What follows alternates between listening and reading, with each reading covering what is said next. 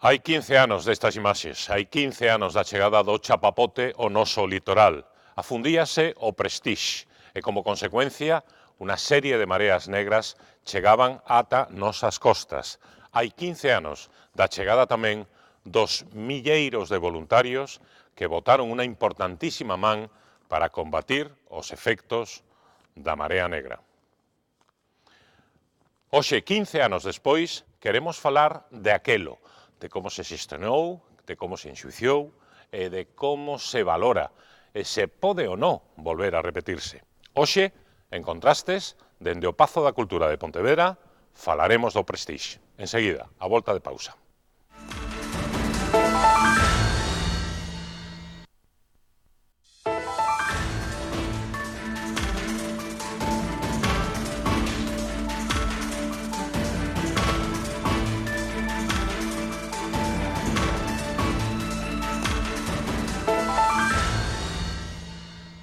Benvidos a esta nova cita en Contrastes, canal Rías Baixas, dende o Pazo da Cultura de Pontevedra, hoxe para falar do Prestige.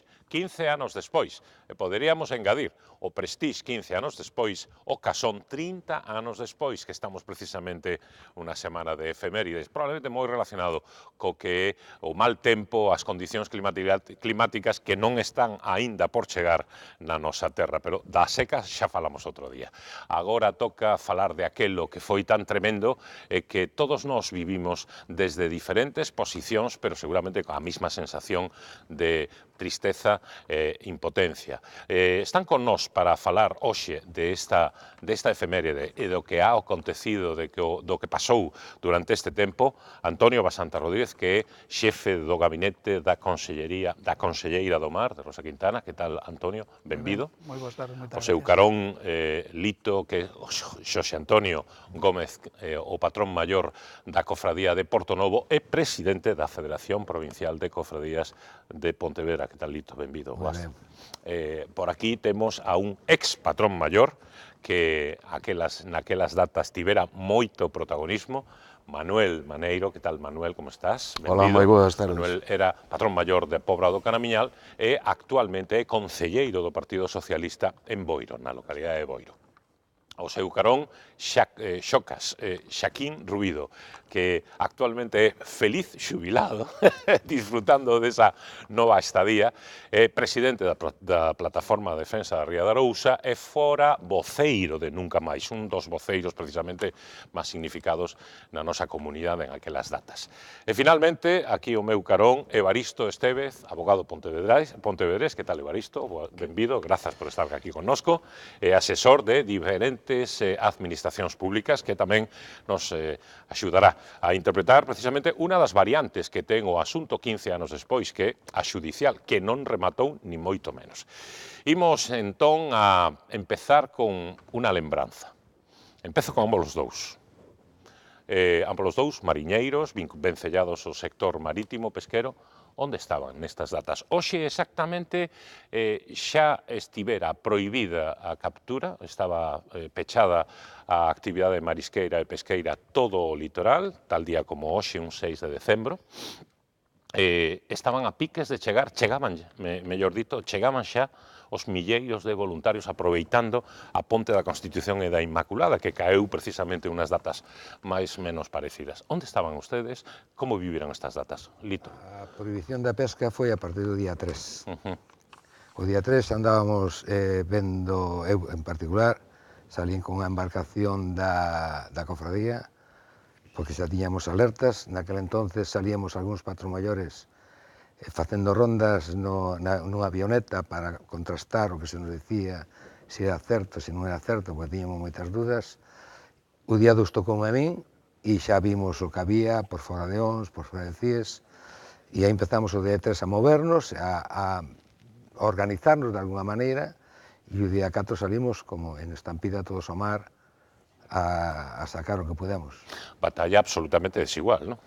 Pequenas embarcacións dedicadas a pesca artesanal, intentando botar incluso a man para recoller precisamente todos esos milleiros de kilos, toneladas, finalmente, de combustible, de chapapote, non? Sí, nós estábamos sacando nos primeiros días unha media de 300, 400 toneladas diarias. O problema que tiña eu, que sin ter conocementos suficientes como para poder organizarnos, caírme 400, 500 personas ali, e que lles dixera algo, que entonces empezamos a barrenar, a desarrollar como organizarnos.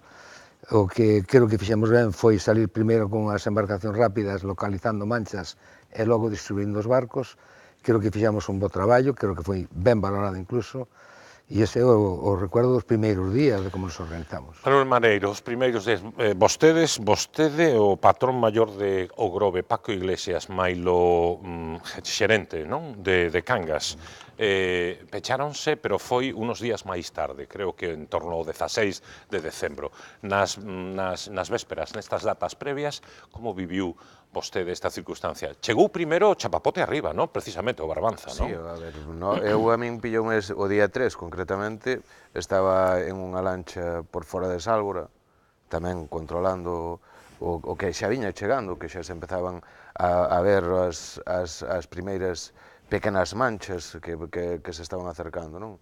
E, bueno, pois, cunha desolación total e absoluta, e, bueno, pois, intentando un pouco o que dicía Joselito, o sea, organizar algo que non estaba para nada en absoluto previsto por culpa de que, bueno, negouse hasta as últimas consecuencias que isto fose ocurrir, que fose chegar ningún tipo de marea negra, e, bueno, pues, desgraciadamente constatámoslo, pues, cunha oleada detrás de outra, e unha detrás de outra, e, bueno, foi algo que, desde logo, a min marcoume de unha maneira moi importante. Eu, cada vez que chega a data do anuario, pues, incluso me dá un escalofrío pensar en tal desfeita, non? Porque mezclanse unha serie de sentimentos, horror, rabia, tristeza, alegría por outro lado e satisfacción por aquelas persoas que dispuxeron do seu tempo e da súa salud por vir a axudarnos a sacar todo aquilo, a solidaridade e demais, non? Pero, repito, che unha mezcla de tantos sentimentos, desa impotencia, desa dignidade ao final de dicir xa está ben, non, o sea, eu penso que aí constatouse, ademais, que o chapapote non só chegou ás rías e non só chegou á costa, sino que chegou ás institucións, porque hai que darse conta que o chapapote da mentira continuou e perdurou, incluso, pois, para revalidarse de unha maneira importante nas distintas institucións, coa mentira pura e dura, non? E iso, pois, causou un impacto. Falaba Manuel Maneiro de dignidade, precisamente alzase un movimento que empeza a tomar forma, decídese, non sei quen foi o que decidiu exactamente, non sei, creo que coido que Anxo Quintana, non? O que puxera precisamente, en algún sitio leín, que fora Anxo Quintana quen decidira o nome precisamente dese movimento, nunca máis. Lembra vostede aquelas datas, lembra a primeira manifestación, coido que fora en Santiago de Compostela, verdade? Baixo a choiva, moitísima xente. Moitísima xente, era incalculable o número de xente. Era, pois, a manifestación, me parece que foi o 1 ou 2 de decembro. Antes xa houbera, bueno, unha alarma social moi potente na Ría da Arousa. Eu lembro-me a reunión a que asistíramos no Grove, que acudiu Enrique López Veiga, que daquela era o conselleiro do mar, non? E que prometeu e dixo claramente e taxativamente que non ia chegar a Ría da Arousa, non? Nos preguntamos, exiximos medios, non había medios, e despois optamos por reunirnos, fixemos unha asamblea na cofradía da Illa da Arousa para informar a xente, a todos os patros maiores, a toda a xente da ría e intentar organizar algo. E despois xa foi a manifestación e uns días despois fixemos unha acampada simbólica o daquela Centro de Control do Medio Mariño de Vilaxoán para exixir un plan de actuación para a Ría da Arousa, porque víamos que estaba claro que corría perigo. Evaristo Estevez, onde te pilla exactamente aquelas datas de decembro, xaneiro de hai 15 anos? Pois aquí en Pontevedra, acudindo a unha manifestación histórica que percorro as rúas de Pontevedra tamén, sobre todo collendo a familia o primeiro fin de semana desas datas, indo a Corrubedo a ver a realidade in situ, porque a verdade é que para os que non somos de mar era difícil de creer o que nos contaban, chegar ao mar e atoparse unha situación nunca vista comparable ao chapapote que atopabas polas playas esporádicamente de cando en vez, atopar aquela lámina impresionante que cubría todo o horizonte de chapapote e sobre a cual discurría o mar e ás veces superpoñíase, é dicir, era unha situación increíble, realmente increíble, para a xente que non somos especificamente de mar, increíble. E sobre todo para enseñarlle aos meus fillos pois o que podemos chegar a facer cando as cousas non se fan como tense que facer. Foi unha lección de vida, foi unha lección de morte, foi unha lección de dignidade, probablemente eso, de tristura, de traxedia, de moitas cousas. Deso imos falar nos seguintes minutos. E vostede, Antonio Basanta, onde estaba vostede? Porque non estaba aínda nas institucións, non? Non, eu recordo ese día, o primeiro día cando Prestige lanza o primeiro SOS, eu estaba nese momento ás 2 da tarde, supoño que estaría comendo. Acabábamos de descargar, viñamos de Marea de Gran Sol. Porque vostede é mariñeiro. Sí, son mariñeiro, de familia mariñeira, e recordo todo ese temporal porque nós, coincidindo cas horas, pois, pouca diferencia debíamos traer pola proa do propio Prestige, unha marea moi dura, de mal tempo, e viñamos pois, nunha ruta destas calamitosas nas que ves para a casa xa con toda a ilusión, pero a trompicós e a golpe de mar. E recórdome pois de levantarme de comer, ver as primeiras noticias e quedárseme grabado xa a primeira reacción de tristura e de medo, porque todavía naquel entón, na Costa da Mariña, que é onde son eu, son de San Ciprián, pois había restos aínda do Andros Patria, que fora, pois eu casi no ano que nacín eu, no ano 78. Dicir, estamos falando de que 22 anos despois todavía quedaban restos marcados nas rochas daquel petróleo, co cal pois, a primeira sensación que che invade é de medo, pensas nas consecuencias, pensas nas imaxes de outras catástrofes que precisamente tamén fai hoxe, ou por estas datas, anos como o caso do Casón, como o caso do Marexeo, e a verdade é que se che poñense os pelos de punta, porque además no caso do Casón pois, tamén o vivín directamente moi cerquiña, además sendo neno, cando chegaron os bidóns ao que hoxe é a Alcoa daquela aluminio, e para min, sendo neno, pois aquela experiencia marcoume moitísimo, e desde logo, pois, como dicen os compañeiros do programa de hoxe, con certa tristura e sobre todo con ese medo a que vai a pasar. E naquel momento, pois sí que foi unha situación, digamos que de inquedanza e medo. Por certo, non sei se comparte ou non comparte, se pode ou non se pode compartir a sensación que trasluce de 4 dos 5 de que precisamente nas primeiras horas a xestión, digamos, informativa, o que hoxe en día chamamos relato relacionado precisamente co conflicto catalán, foi o axeitado ou claramente estaban a contarnos unha milonga e o que estaba chegando a través precisamente do mar era outra cosa moitísimo máis grave. Ben, que a vista de todos os feitos, non, a día de hoxe, os primeiros momentos de calquer circunstancia difícil no mar, especialmente no mar, porque en terra un ten acceso prácticamente directo ao medio no que está sucedendo, pero no mar, como non é fácil acceder, evidentemente, pola propia barreira que supón o medio acuático, ás veces a información necesita primeiro de ser tomada, de ser elaborada, e elaborada, enténdaseme ben, isto é como cando se fala da cociña das enquisas, non é que se cociñe para manipulala, sino que tes que transmitirlla, como digo eu teño que transmitir esta información para que entenda calquera persoa que está na súa casa. Eu sempre poño o mesmo exemplo, eu teño que falar, e cando traducimos os mensaxes políticos, para que entenda a miña nai, que non ten unha formación política específica. Entón, pois naquel momento todas esas circunstancias elaborada a través de xente con coñecementos, os cales moitos pois, conozco personalmente, sobre todo xente de Sasemar, dos cales pois, dos seus coñecementos e das súas capacidades non dubido para nada, pero para nada, entendo que a hora de transmitila pois, pode funcionar un pouquiño aquilo do teléfono escacharrado, que vas perdendo parte da información e ás veces non chega toda a que debe chegar. E despois tamén ten que ter un en conta que un pode contar o que queira, pero tamén hai moita xente que entende o que lle dá a gana. E ás veces tamén é bastante difícil facer chegar información cando pois se ten certa orientación de tomar esa información como un prefire ou como un estima. O debate está aberto, se queren vostedes. A ver, eu creo que, obviamente, intentar, de alguma maneira, correr un tupido velo en esa situación, hoxe por hoxe, non merece a pena para nada en absoluto.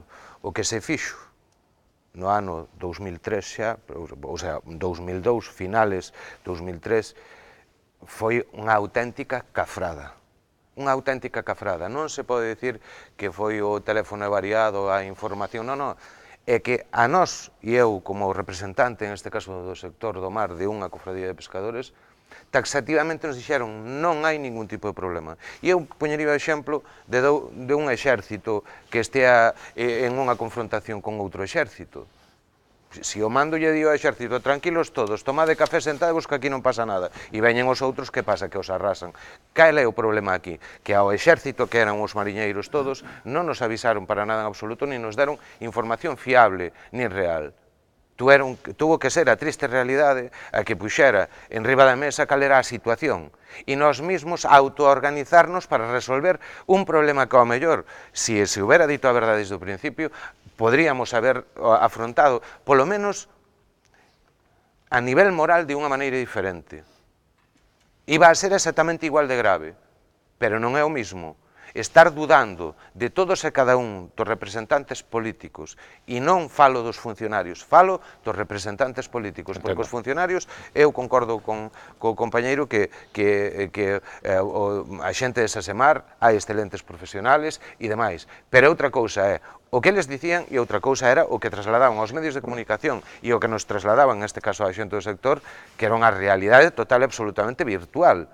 Por eso que decir que a xestión que se fixo que foi boa, que a información que foi simplemente porque non tuvo os filtros correctos, etc., etc., eso non é así. O sea, eso, a realidade é que hubo a primeira ondanada de chapapote onde chegou foi a institución, neste caso. A institución española barreuna do mapa automáticamente e se volveu todo negro, todo mentira, tiñas que, de mil cousas que dicían, encontrabas unha verdad, pero onde? Quen se creía dispois as cousas? Porque dispois ningún mismo vendoas sabía se estaba valorando a realidade ou non. Eu recordo un día concreto en Aguiño, tomándome un café cheo de chapapote hasta as orellas, arraventado, para meterlle algo quente ao corpo, cando oín o que decía o que hoxe é presidente do goberno na televisión, casi me dá un pasmo, deixei un café e marchínme outra vez para seguir apañando, porque era increíble o ter que soportar as verbas que se dicían en aquel momento, non? Evaristo Xocas. Teño a sentenza do caso Prestige nos feitos probados que ratificáronse no Supremo.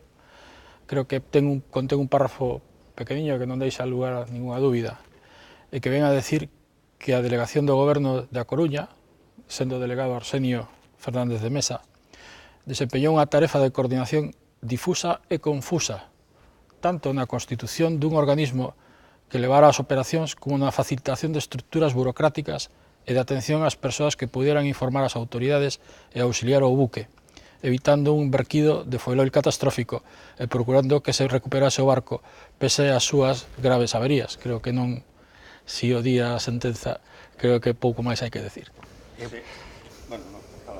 É por parte do sector que naquelas días tiñamos tanta información como desinformación.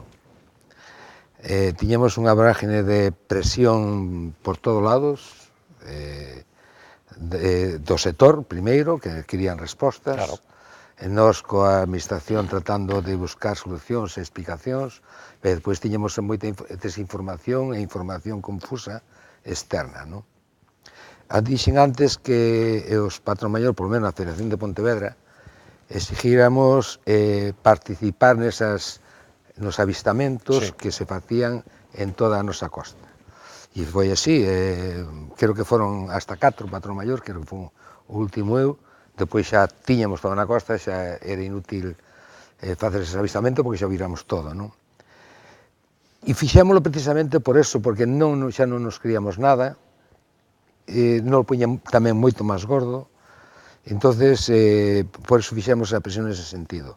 A xente nos tratamos de escudriñar, eu desde o meu porto, a veces unha vez se me dixo que tiña información privilegiada, non é que tú é información privilegiada, sino que me molestaba diariamente a todas horas chamar a Sasemar, chamar a Guardia Civil do Mar que andaba por aí, chamar a Parques Nacionales que te levaba o tema do medio ambiente, chamar a administración, ao delegado do goberno, aquí continuamente calquer dúda que me pasaban desde o mar, eu quería contrastala.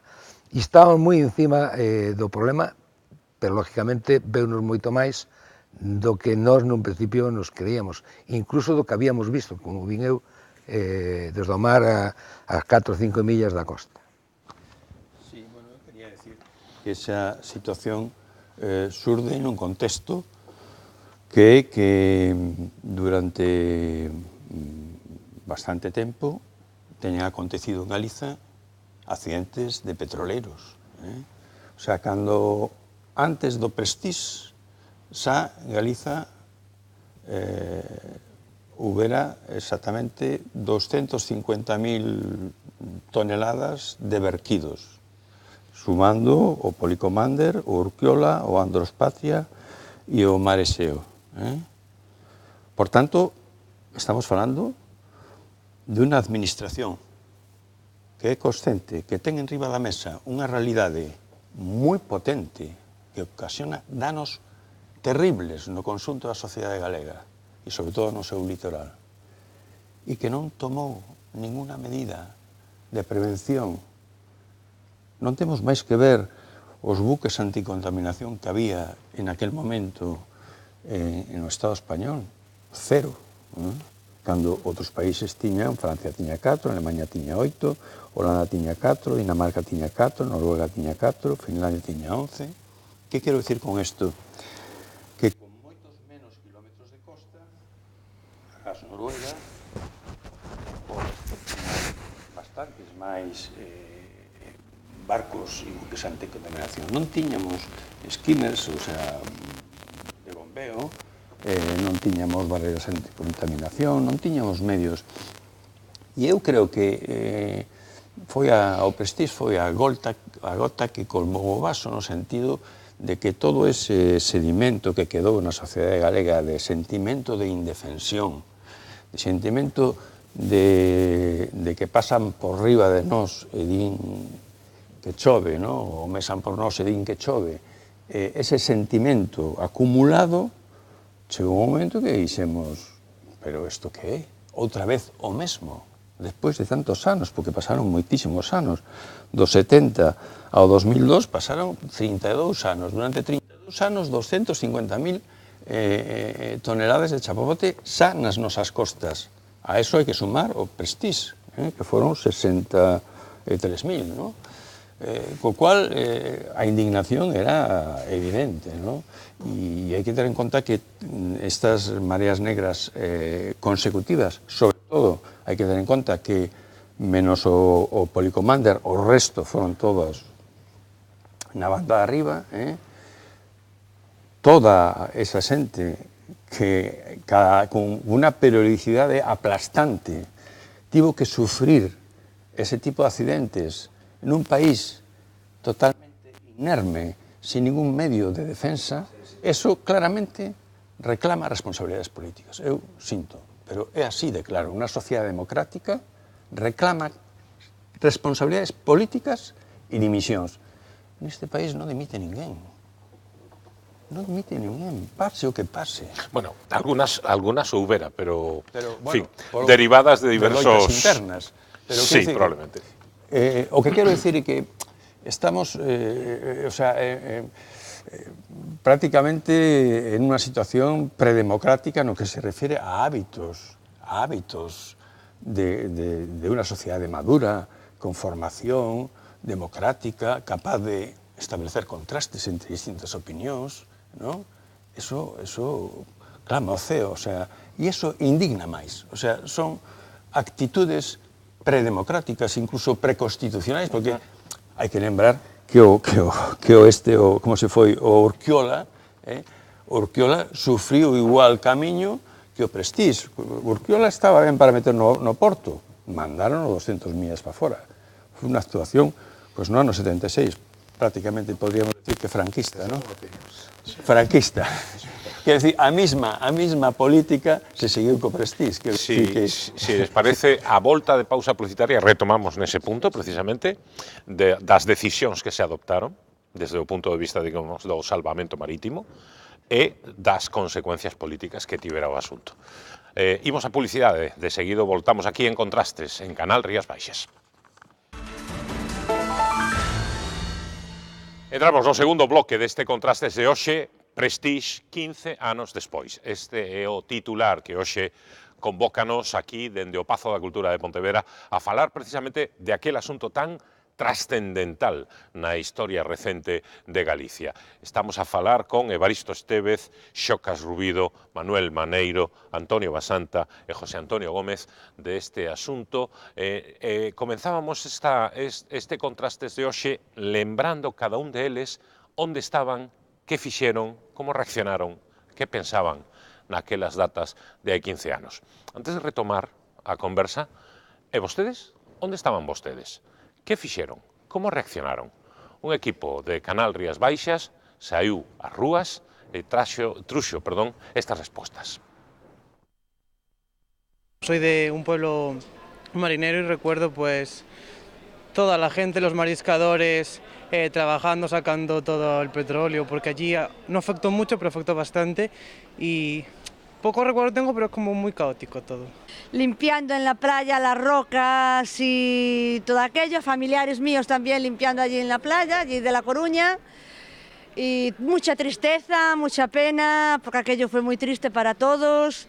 Bueno, es un recuerdo un poco encontrado porque hay un problema real, ¿no? Y después yo que se convirtió un poquito como en algo frívolo, ¿no? Que se venía como de viaje a Galicia y se quería conseguir aquel impermeable blanco y se hacían fotos y bueno, me pareció en aquel momento y bueno, ahora desde la distancia quizá, como un poquito se utilizó con una cierta frivolidad un problema bastante complejo y bastante duro, ¿no? Para la costa gallega. Se le dio a veces más propaganda de la que tuvo, incluso quien se enriqueció a contra del Prestige. O sea, el Prestige, el Marejeo, el Casón, y antes que el Casón hubo otros y después otros. Después estuvo los Tedich, con el nitrato que nos lo metieron en la ría de Vivero.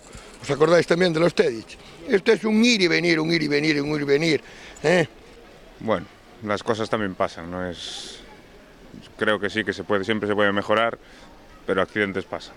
Yo creo que sí, faltó coordinación, no sé de quién fue culpa, pero bueno, con esas cosas tienen que tener mucho cuidado porque al final los resultados son catastróficos. Que me parecía que no se iba a poner el agua bien otra vez porque estaban las piedras y todo súper negro, súper negro. Fue tremendo, que no se vuelva a repetir. O recordo está a flor de pel, evidentemente, e a xente ten boa memoria, e lembra incluso algún dos casos que nin siquiera vostedes citaran hai un rato aquí na conversa. A xestión, a resolución, a xestión do barco xa para afundirse, a xestión de todo o que pasou os días seguintes, foi axeitada ou foi un desastre? Pregunto ambos os dous patrones maiores en aquelas datas. Era o tema da opinión que xa que decía antes. O tema de que si barco por un porto, barco por unha ría, si para dentro para fora, eu sigo convencido, igual que o primer día, a primeira decisión que se colleu, cando ao final chegaron a acordo de enganchar o barco e o remolque, para mí foi a correcta.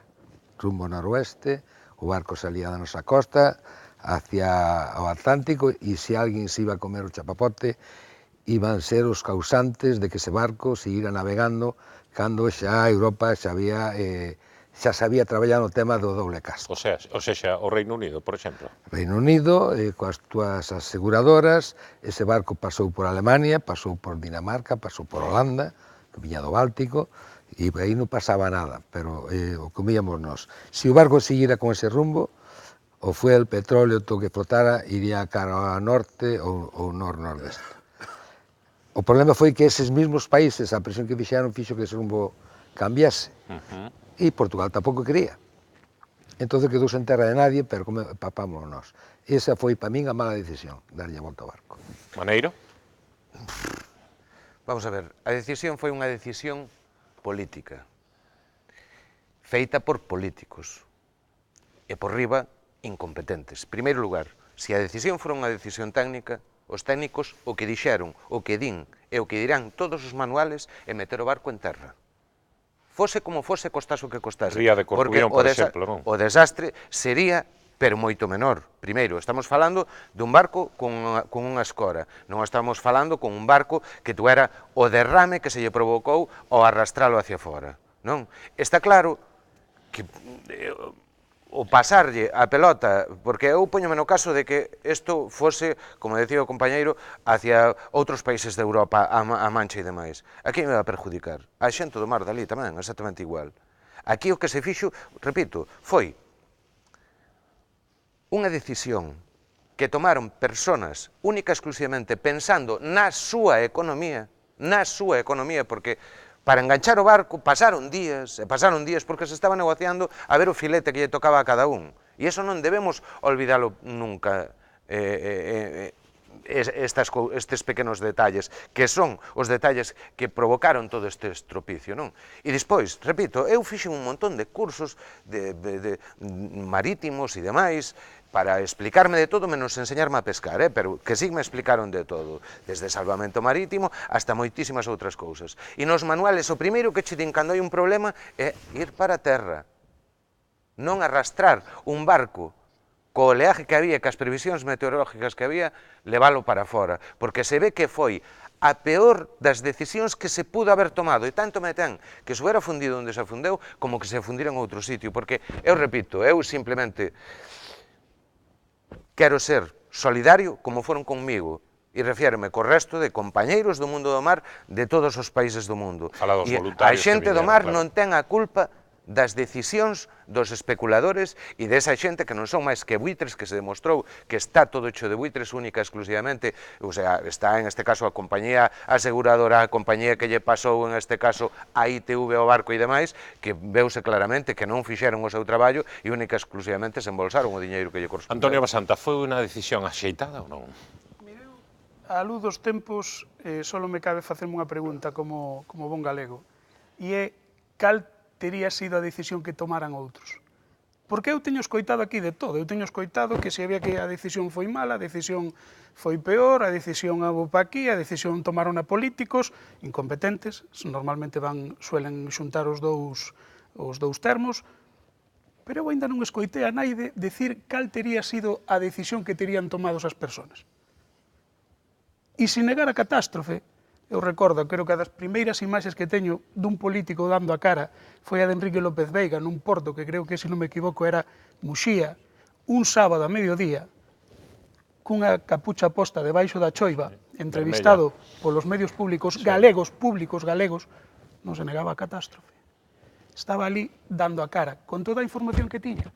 Porque eu tamén escoitei información para outra banda. É dicir, información que, a luz do que eu entendo, e dos coñecementos náuticos que poido ter, mellores, peores, máis grandes ou máis pequenos, eran auténticas barrabasadas e auténticos despropósitos, por supostos expertos.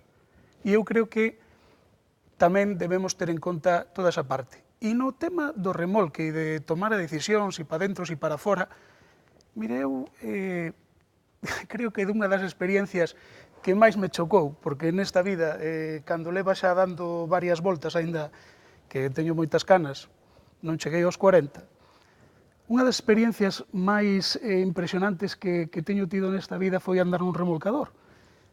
Precisamente nun remolcador que faz todas as manobras con bon tempo. e con 3 remolcadores. E tomar o remolca un barco de 77.000 toneladas en mar aberto, ca cuberta chea de petróleo ou de fuel, e un remolque no que tes que dar o remolque por retorno, esa é unha auténtica obra de ingeniería, que hai que facela á man.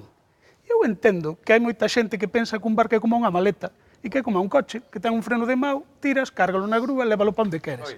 Un barco no mar... Mira, ningún dos que estamos aquí andamos ca maletiña, como dis ti. Outra cosa, a ver, ti dixestes ben claramente que cando pasou isto ti viñas do mar, e viñas con moito mal tempo. Eu entendo que ao mellor, como eu, e máis como moitos outros, eu estou en Canadá con 17 anos, e ao mellor un mareo teno calquera, e non darse conta das cousas, pero é que ti agora mesmo o que pretendes é negar o obvio, pero o obvio non podes negar, compañeiro. Eu entendo que intentes defender a quen queiras, pero Álvarez Cascos estaba buscando unha fórmula para ele máis os amiguetes rasparen o quiñón por o remolque. E iso que me vesti contar unha milonga, a min, mira, eu levo andando no mar. Mira, eu levo andando no mar. Pero supoño que terás probas desto que estás dicindo. Máis tempo que ti, porque teño uns pouquiños anos máis que ti. Pero que eu non digo nada. Eu digo que o que vivín eu, a miña experiencia. Pero a túa experiencia é negar o obvio e intentar deixar eso ao adversario. E o mellor é obviedade que estás falando, non tes probas para demostrar. Manuel, imos deixar que remate e logo rebates. O mellor, cando se demostrou que o tempo se quedou mellor, para tomar o remolque e para encender a máquina, que encendeu un inspector dos medios públicos de Xasemar, que ademais foi prácticamente telegrafiada en todo momento. Salta o señor inspector, encende a máquina como pode, porque non ten colaboración ninguna da tripulación, encenden a máquina e intentan poñer ese rumbo noroeste. E é aí cando intentan coller o remolque xente dunha empresa privada e dunha empresa pública, intentan coller o remolque e sacar o barco con rumbo noroeste. E aí sí que máis podemos entrar en que si pode ser máis fácil, pode ser máis difícil agora. Decir tamén que é obvio algo que non está probado, pois que queres que che diga, eu tamén, na experiencia do mar, cada un pode contrastala, e eu tamén teño contrastado con moita xente, patróns, mariñeiros, contramaestres e mecánicos de remolcadores con moita experiencia neste cacho, e eu, nesa teoría, todo o mundo me acreditaba na tesis que che estou dicindo, que non é fácil. Entón, ás veces tamén hai que telo en conta. Bueno, eu quero recordar que na propia sentenza se recolle o feito de que Smith Savage solicita formalmente Porto Refugio para trasladar o Prestige ao Porto Refugio. Por tanto, é, insisto, unha decisión política a que se impón sobre esa petición de quen está facendo en ese momento as labores de salvamento e de remolcar ese barco. Eso é o primeiro dato. Segundo dato, os datos que hai en riba da mesa son, en a propia sentencia o di, que son 2.980 kilómetros de costa os afectados, ou seja, desde o Miño ata Francia, que son 1.137 praias as afectadas e que son 63.000 toneladas de fuel as verquidas. Por tanto, sinceramente, esos datos son abrumadores. Calquera outra solución que minimizara ese impacto sería unha solución mellor. Habría menos danos para o conxunto da costa galega, habería menos danos para o conxunto da sociedade galega, habería incluso menos danos económicos para o conxunto das institucións públicas e, por tanto, para o conxunto dos españoles e dos galegos. Entón, que todavía naide, despois de 15 anos, nos dixo cal era esa solución. Vamos a ver, eu creo que sí, eu creo que sí hai numerosos expertos que afirman que a solución máis idónea no caso de que o buque teña condicións de navegabilidade é trasladalo a un porto refugio. De feito, a Organización Marítima Internacional así o estableceu ao comenzos dos anos 2000 como unha prioridade y que se debe de intentar, en primer lugar, buscar un porto refugio. Así está recollido nun dos paquetes, Érica. Efectivamente, e así tamén se recolle nos documentos oficiais da Axencia Europea de Seguridade Marítima. É que, de feito, non, siguen vostedes, pero unha aportación, é que, de feito, no Plan Galicia, que apróbase precisamente polo goberno Aznar para intentar paliar os efectos e tamén aminorar, evidentemente, as críticas enormes que en aquelas datas había contra a xestión do goberno central, principalmente tamén da Xunta de Galicia, plantexouse a construcción do Porto Exterior de Coruña, precisamente como solución por si algún día, queramos que non, oxalá non, repítese unha traxedia como esta, non? Porque a solución sería levalo ao Porto Exterior da Coruña. Claro, que hai dúas circunstancias. De feito, algunha operación se ten feito xa en casos de barcos con problemas, neste caso mecánicos, na propulsión, como foi en Max Jacob, hai pouco máis dun ano, no que se meteu no Porto da Coruña, no Porto Exterior, no Porto de Langosteira. Si ben hai unha cousa que Xocas citou, que é a navegabilidade, as condicións de navegabilidade, que é bastante subxetivo. Aí xa entran as circunstancias de cada experto e de cada opinión. Aí sí que pode estar un pouquiño o quid da cuestión. Os feitos da sentencia. A empresa Smith Navas solicita formalmente a petición de... A sentenza nos referimos enseguida, que máis quero que fale aí Evaristo Tevez, pero rematamos aquí esta quenda con eu Lito. quero meter un apartado en todo isto que estamos falando todos. Eu non son nin político, non son técnico, non son nada, son do sector. Ti estás presente naquela asamblea en Santiago, porque ti o recordastes antes, a parte norte, todo que o Marejeo onde estaba aínda sin solucionar. Ben, ali tamén se falou nunha asamblea multitudinaria do sector, de todos os sectores do mar, non solamente das cofradías, bateeiros, depuradoras, cocedeiros, todo que ali había infinidade de xente. E surgiu esa pregunta, incluso hubo un señor que se levantou metelo xa nunha ría, a pregunta foi en cal, porque levantouse toda a zona de Coruña en pé, porque ainda estaban como Arejeo co problema ali en riba, en cal. Entón hubo un que dixo a ría de Arousa. No, a ría de Arousa non, que é moi rica. Entón, que quer decir con isto? Que nadie o quería, e eu tampouco. E eu, xa sei que o metes nunha ría e solucionarías, pero mira, forza 7, porque eu esa zona traballeina, a zona de Meixides, a zona de Corcubión, toda esa ría de aí, esa traballeina. E sei o que é entrar cun barco aí con forza 7, e non estamos falando dun barco como o meu que tiña eu, sino un barco de 70 e tantas mil toneladas. Rosalito, a ti preguntaronche para tomar esa decisión? A mí si me preguntaron. Eu digoche unha cousa, a administración está para tomar as decisións. Sí, ben, por iso falo que non sou un político. Perdona, está para tomar as decisións. Sí. Pero contando con toda, en este caso, a legión de técnicos que teñen para, en cada caso concreto, preguntarlle ás persoas que saben. Capitáns marítimos a montes, ingenieros a montes e demais. Entendes? Porque eu entendo que dixo o compañeiro que foi un home a encender o barco. Por suposto que foi un técnico a encender o barco e puxo o barco a traballar e o barco a andar. Pero o que hai que darse de conta é que falamos de que as decisións en este caso, do que é dos funcionarios, non foron, ou sea, ou as opinións, mellor dito, non foron escoitadas. Polo tanto, as decisións foron erradas. Manolo, hubo opinións para todos os gustos. Hai un capitán marítimo, perdona... Non estaría tan en condicións de asegurar. Hai un capitán marítimo que ainda está hoxe en funcións e arriba, bastante arriba, que navegou no supe petrolero no barco cando foi a Guerra do Golfo. E navegando por sur de África, un petróleo que se incendiou, o que empezou a verter, sacaron a alta mar e incendiaron. Incendiaron adrede. Todo o que se vía para arriba, todo iba ardendo. Ao final foi un pecio. Estamos falando en fosas marinas. E se acabou o problema. Ardeu todo ali.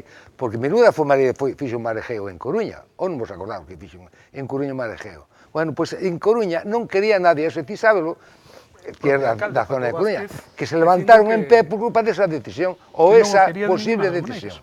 Non querían. Poñer unha guinda, nada máis, que estou de acordo con prácticamente todo o que dixechedes todos. O único, eu como ciudadano, sigo mantendo a mesma dúbida. Eu considero que estivera quen estivera naquelas datas para a toma de decisións no goberno da Xunta, no goberno central, a decisión sería exactamente a mesma. Porque a política hoxe en día se move en cortoplacismos, tacticismos, etcétera, etcétera, e precisamente por ese motivo,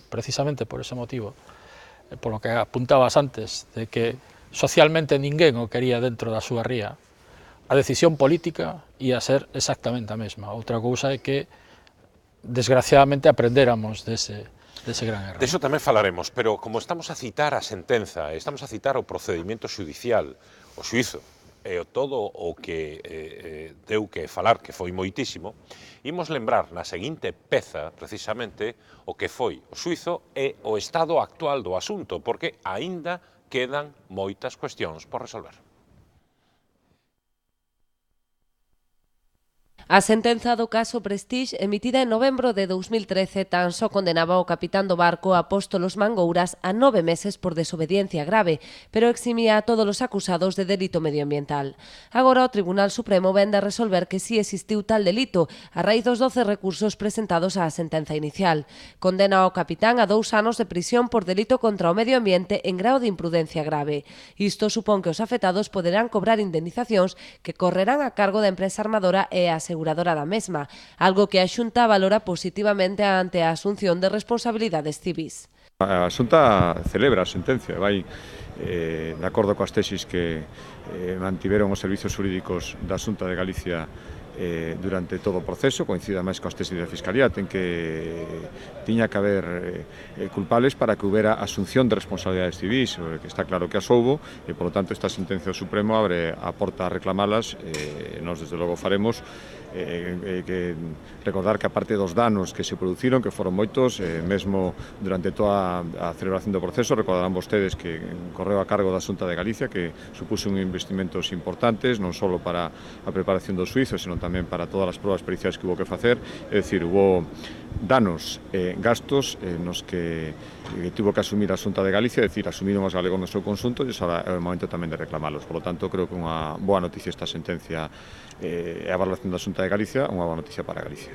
A sentenza non establece o importe da responsabilidade civil, polo que haberá que agardar o proceso de execución da sentenza, que se prevé longo, para saber o alcance das compensacións aos preto de 18.000 afectados. O fallo do Supremo mantén a absolución ao xefe de máquinas, Nicolás Argyropoulos, e o exdirector xeral da Mariña Mercante, José Luis López Sors, polo que o Estado non deberá asumir a responsabilidade civil subsidiaria.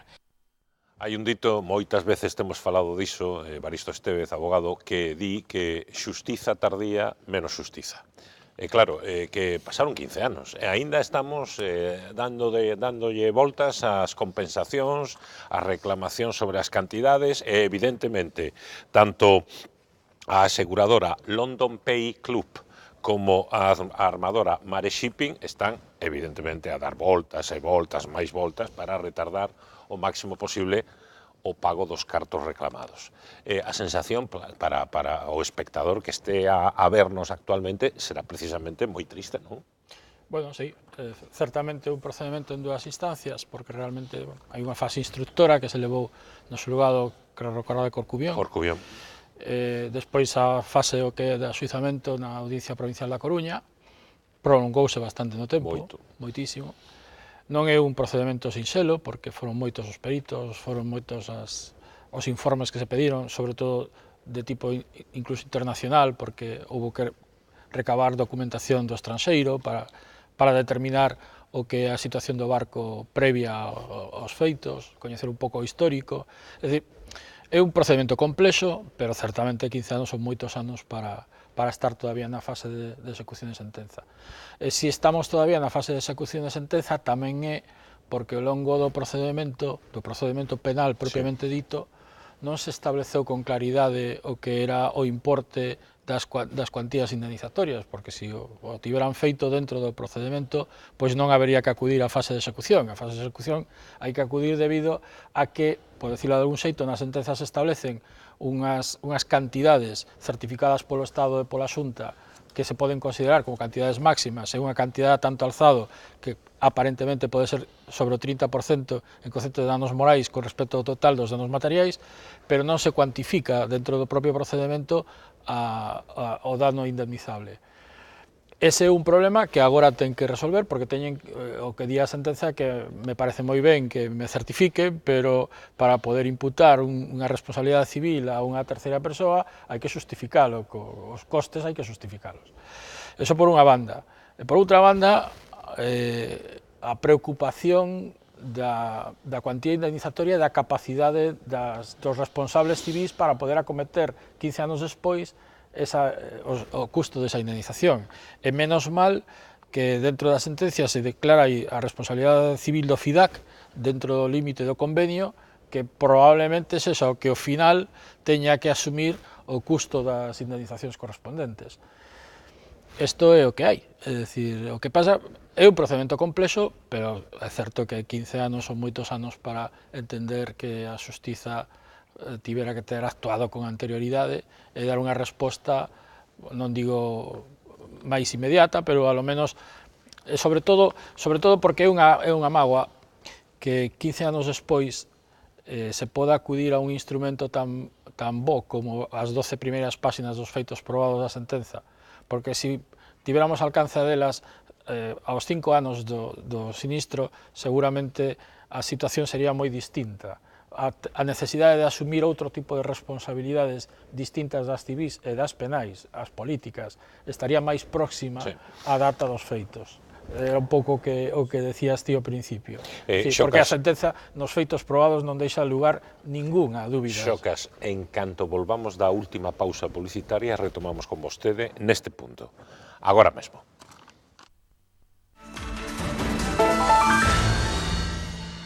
Retomamos terceiro e último bloque deste Contrastes de hoxe, Prestige 15 anos despois. Estamos falando precisamente dos eidos do asunto, que é o eido xudicial, e particularmente a sensación de que xustiza tardía semella menos xustiza.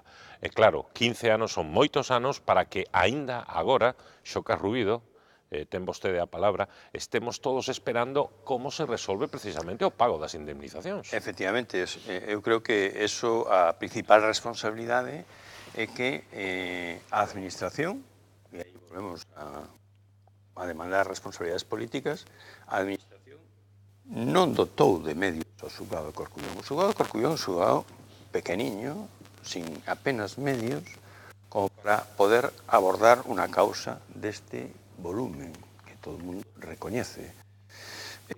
Reiteradamente, os xuíces que pasaron por ali queimáballes porque carecían de medios e pedían eses medios, pero a propia Administración de Xusticia non estaba interesada, afirmo, non estaban interesados en que o xuízo fora rápido, porque había unha grande contestación social.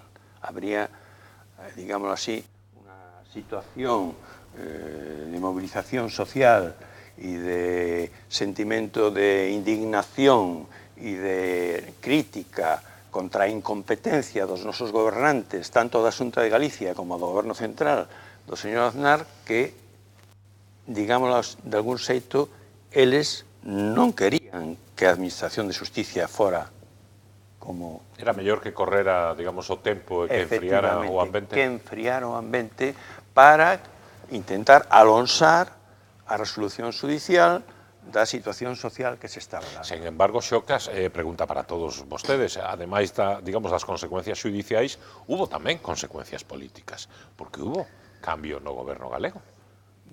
Bueno, sí, claro, evidentemente, pero quiero decir que estamos falando de, digámoslo así, que marcaba os tempos. O poder político ten instrumentos de abondo como para poder condicionar os tempos judiciais, en este caso, non dotando de medios ao xulgado de Corcubión. Nos entendemos que debería de haberse feito un xuízo moitísimo máis rápido e, por tanto, moitísimo máis clarificador. Unha pregunta máis, Xocas, faltaba xente no banquillo de acusados? Eu creo que sí. Ao meu xuicio, sí. Ao xuicio de Nunca Máis. Ao xuicio de Nunca Máis. Con Pedro Trepaz, se non lembro máis, non? Efectivamente, con Pedro Trepaz e Alejandro, sí.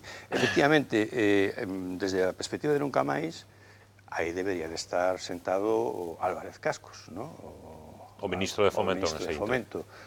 E aí, porque ao fin e ao cabo, o director xeral da Marina Mercante era, digámoslo así, o segundo, o voceiro do ministro, non? E aquí volvemos a un tema que engancha coa fase anterior do programa.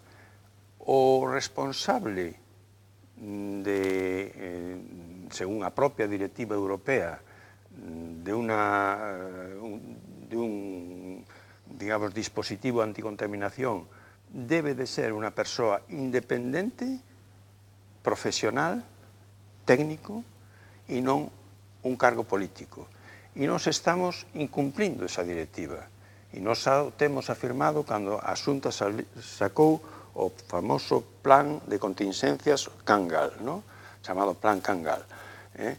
Nós estamos en contra da Consellería de Pesca sexa a responsable do dispositivo en Galicia e estamos en contra de que o director xeral da Mariña Mercante sexa o responsable das contingencias a nivel do Estado español. Por qué? Por enganchar con outra cousa. Quere dicir hai exemplos do contrario máis eficaces. Que se houbera un novo caso Prestige, Deus non quera, a capacidade decisoria sería da súa xefa, de Rosa Quintana, da Conselleira do Mar? Eu creo que aquí estás terxiversando un pouquiño, eu creo que decidiu ben Xocas. É a tesis Xocas contra, nun caso, a tesis do xuiz, que é quen ten que xulgar, e contra eso, nas mans, e sobre todo os que pasan todos os días polo xulgado, pola parte, digamos, boa, como Evaristo, coñecen perfectamente como funciona, e por outro lado, o plan Cangal.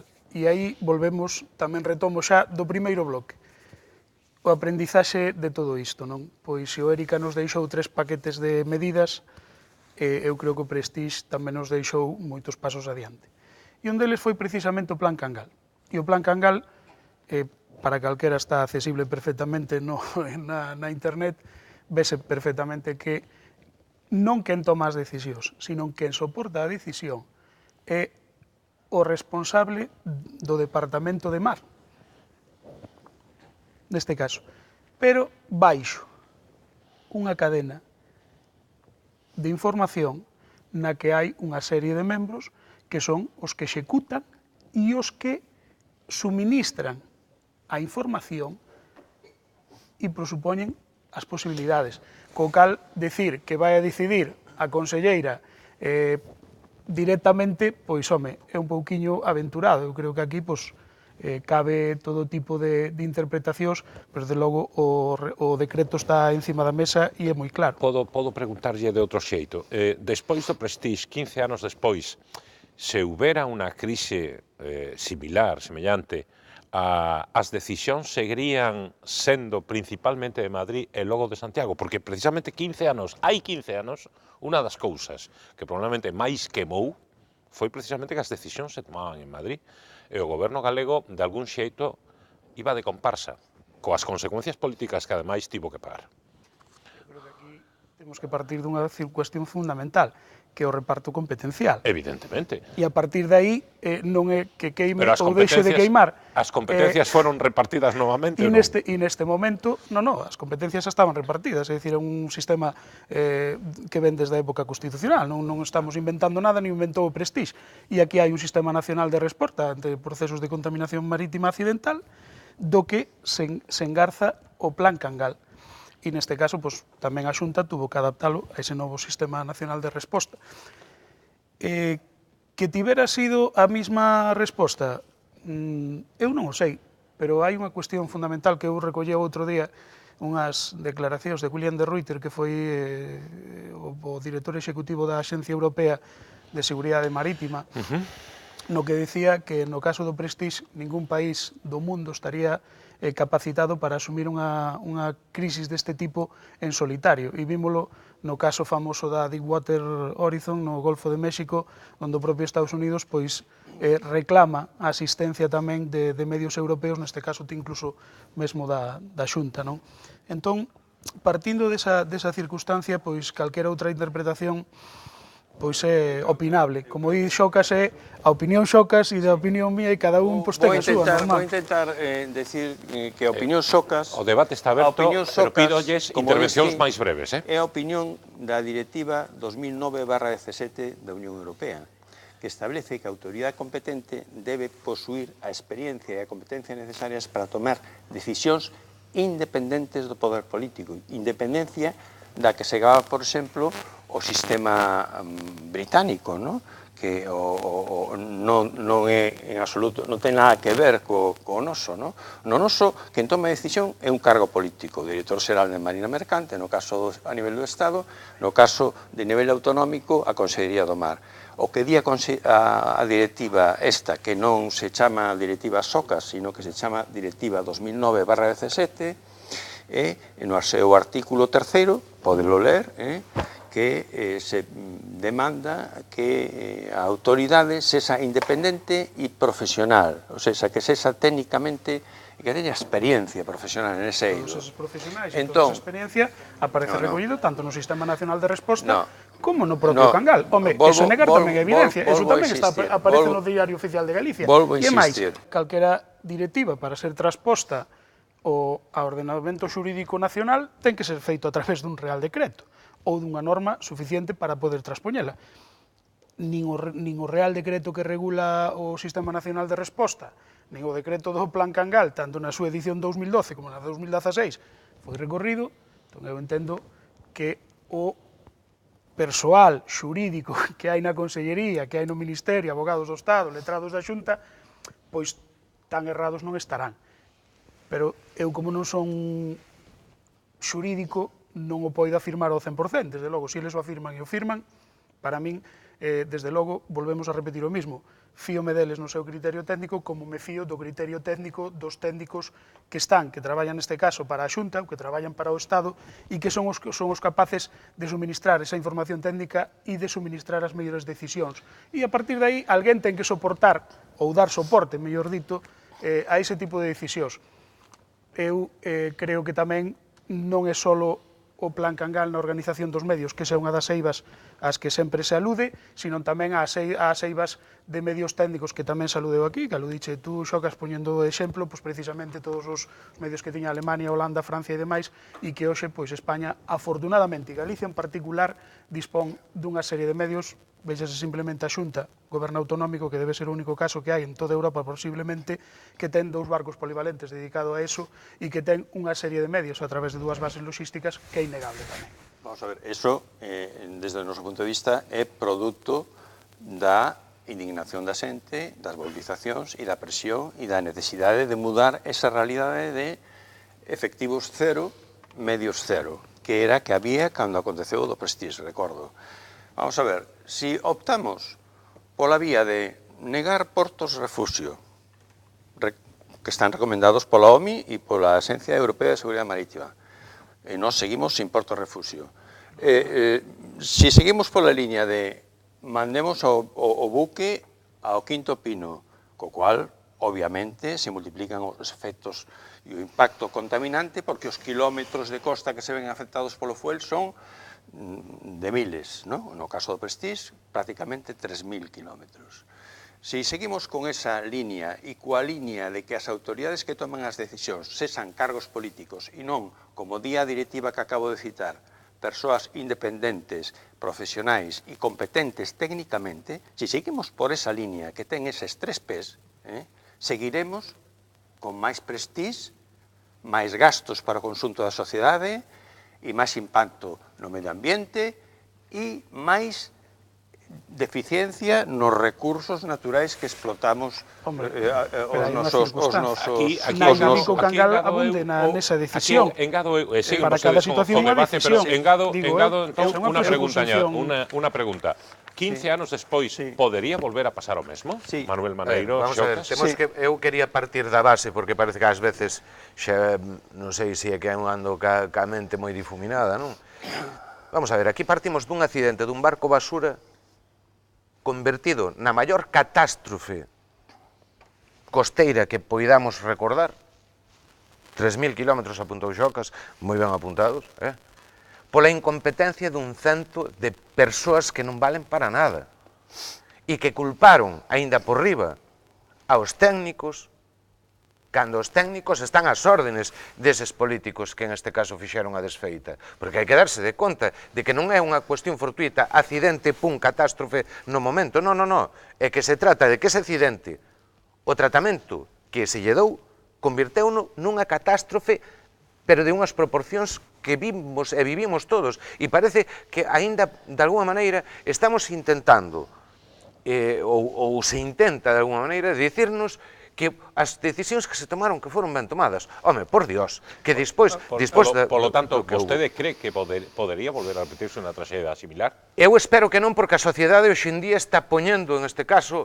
cancelas, moi pouco a pouco, pero vai poñendo cancelas a todos esas desviacións que neste caso estaban collendo os políticos. Eu espero que non pase así, pero hai que darse de conta de que os políticos daquela foron premiados despois e ascendidos, porque falábamos antes, en este caso de Arsenio, que estaba reflejado en este caso no que na sentencia, e, home, director general da Guardia Civil, o sea, impresionante, o sea, aquí, canto peor, mellor, para usted, nosotros y el pueblo. Mariano Rajoy, presidente do goberno, si seguimos por aí, claro. É que hai veces que non somos conscientes de, digamos, do impacto que tivo Prestige na sociedade.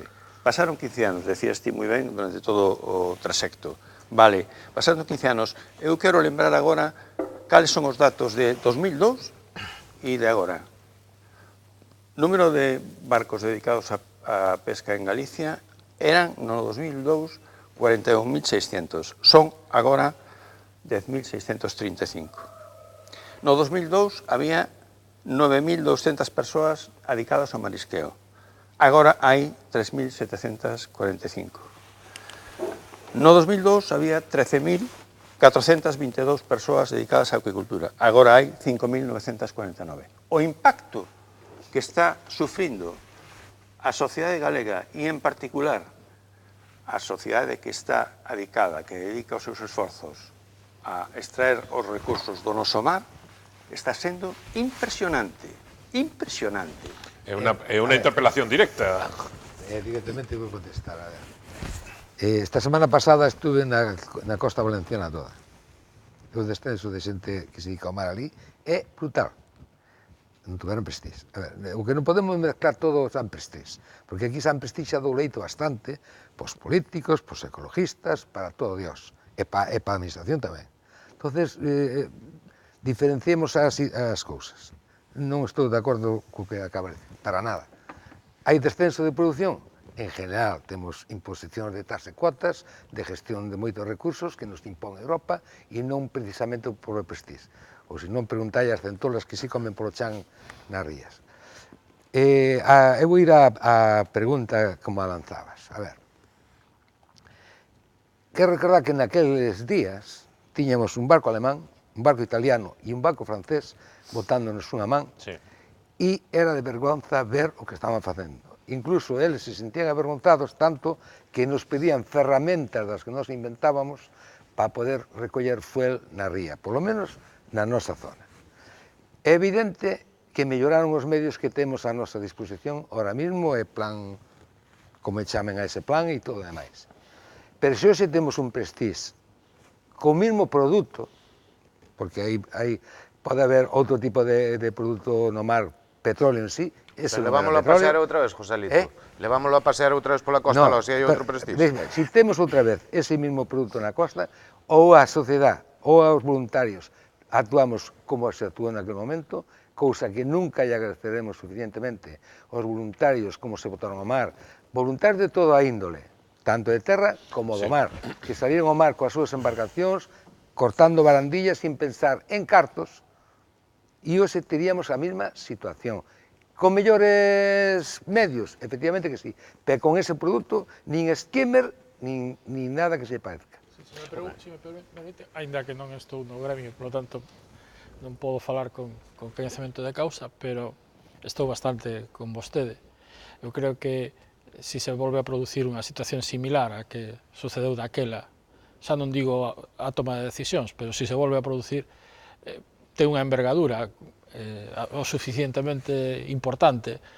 Estamos falando de 63.000 toneladas de fuel, un buque dunha eslora de 200 e pico metros, dunha manga de 50 metros prácticamente, é dicir, estamos falando dunha bestia do océano, e dunhas circunstancias meteorolóxicas absolutamente adversas. Se se volve a producir unha situación similar, seguramente o resultado sexa similar ou parecido. O único problema que quedou un pouco sin comentar pola miña banda con respecto precisamente ao que mostraba a sentencia é que a toma de decisións que se produxiron xusto a continuación da primeira explosión do Prestige foi unha cadea de decisións, salvo a primeira, que probablemente parece que é a máis aceitada de tomar rumbo noroeste, é dicir, colocar o buque en línea hacia alta mar. Salvo esa, o resto das decisións foron absolutamente caóticas e carentes de todo sentido, porque o buque iniciou ruta noroeste, virou ruta suroeste, e cando se chegou ás costas de Portugal, saliron as patrulleiras e dixeron aquí que non se vos ocura meter o buque e mandalo para alta mar. E cando tiraban hacia Cabo Verde, remolcados por un buque chino, é cando se produce a rotura do buque en dous e o afundimento. Por lo tanto, evidentemente, aínda que a situación pudera ser igual, asimilable, o que provocou, agora que xa a sentenza de cosa xulgada xa non se pode volver a tocar, eu creo que se debe afirmar que boa parte da responsabilidade dos danos do Prestige non son atribuibles nin siquiera ao armador nin ao capitán que levaba o barco, sino ao cúmulo de decisións desacertadas que se tomaron despois da primeira dela. Antonio Basanta, se hoxe en día ocurrira algo similar, cal sería a decisión que habería que adoptar cos plans, cos protocolos que, dende entón ata agora, arbitráronse, actualizáronse? Pois eu vou a Tiraríamos o porto exterior de Coruña? Volvo a repetir, volvemos a estar nas circunstancias de condicións de navegabilidade, condicións do tempo, e que cada... Si foran as mesmas. Cada circunstancia e cada... é un mundo, dicía Ortega que uno es uno e sus circunstancias, e cada decisión é un mundo. E neste caso, como lle repetía a Xocas, habría que ter en conta a opinión deses técnicos e dicirnos que vai a pasar. E cando digo, eses técnicos terán que tomar unha decisión ou un abano de decisións e dicirnos cal é a mellor información disponible e cal é a mellor solución técnica. E a partir de aí tomar unha decisión.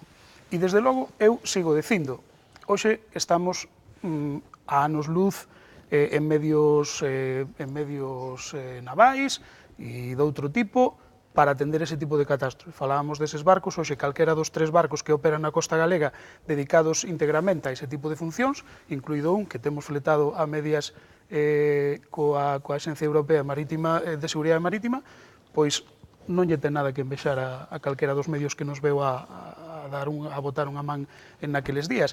Desenvolvimos 14 proxectos de investigación vinculados á contaminación mariña, 2 dos cales, todos con outros países e con outras universidades, nos cales, mesmo 2 foron elexidos pola Unión Europea como exemplo de boas prácticas. Temos un Sistema Nacional de Resposta, un plan Cangal que dispón para solventar ese tipo de orden contra orden igual a desorden, co cal temos esa cadena de mando, temos esa cadena de asesoramento, e desde logo cada situación é un auténtico mundo, e no mar, sobre todo, porque no mar 2 e 2 sigo dicindo que nunca son 4.